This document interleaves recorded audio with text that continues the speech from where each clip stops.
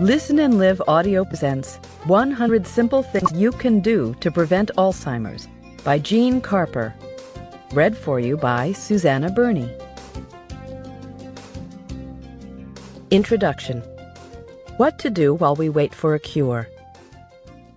There's an amusing saying, "Of all the things I've lost, I miss my mind the most."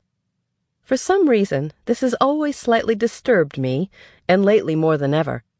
Quite accidentally, as the result of a routine blood test for cholesterol factors a few years ago, I discovered that I carry a gene that makes me exceptionally vulnerable to Alzheimer's disease. So do my two younger sisters.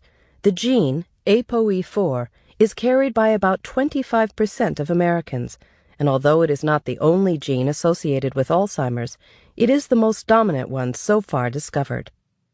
That doesn't mean, of course, that I or others so genetically marked are doomed to develop Alzheimer's, but knowing I have inherited this tiny time bomb, which may already be slowly and methodically deconstructing my brain cells and vaporizing my intellect, has dramatically focused my attention on ways to neutralize this threat to my aging brain.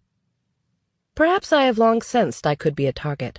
For nearly 40 years, as a medical and nutrition writer concentrating on the predicament of aging, I have closely followed the research findings on Alzheimer's and age-related memory loss, from the increasingly exciting investigations into basic biochemical causes to the new surge of research into how to deter, slow, or even reverse the pathology and symptoms of memory loss. As a senior medical correspondent for CNN, I did a documentary in the 1980s on the scientific quest for an Alzheimer's cure. My most memorable moment was when a world-renowned Alzheimer's researcher reached into a freezer and produced a slice of an Alzheimer's brain given up at autopsy. It showed large holes, enlarged ventricles carved out by the disease. Like a piece of Swiss cheese, he volunteered as he put the cold remains into my hand.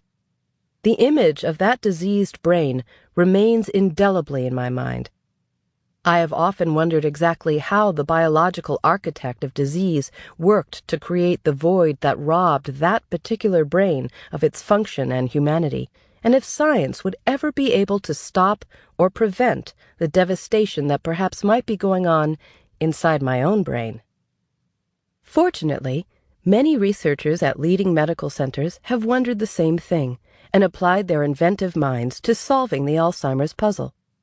Over the past 25 years, they have learned much about the pathology of Sample complete. Ready to continue?